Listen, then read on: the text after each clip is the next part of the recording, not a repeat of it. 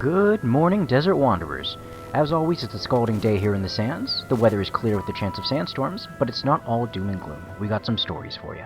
First up, last broadcast we reported how to easily hunt deathworms. Well, we'd like to apologize and also correct that report, as hunting deathworms is no longer as easy as it used to be. You see, the worms have evolved to learn to jump and grab their targets. However, it's still not the end of the world, because it tends to swap between both jumping and slamming. Just remember the only two attacks it cycles between are pouncing and slamming. We finally received footage of ant pheromones being used to tame ants, as well as 3 different ant varieties. It's a one-time use, but if used on worker ants, you can ride them as mounts. The yellow ant, we believe, is a speedier variant, so don't let yourself be caught off guard. And finally, the major ant is a tanky variant that'll take longer to take down.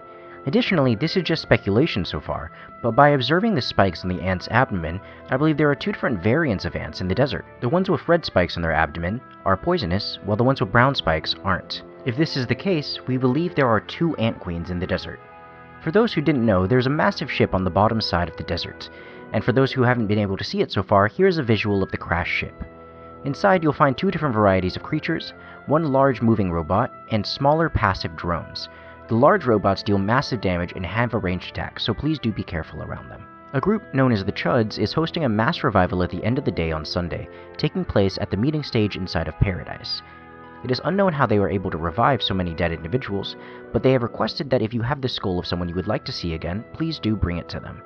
And as for events, the Kintara Music Festival has been moved to next Saturday. However, Valleyton the Musical is still coming to Wormhole Tavern during the second hour of the day on Sunday.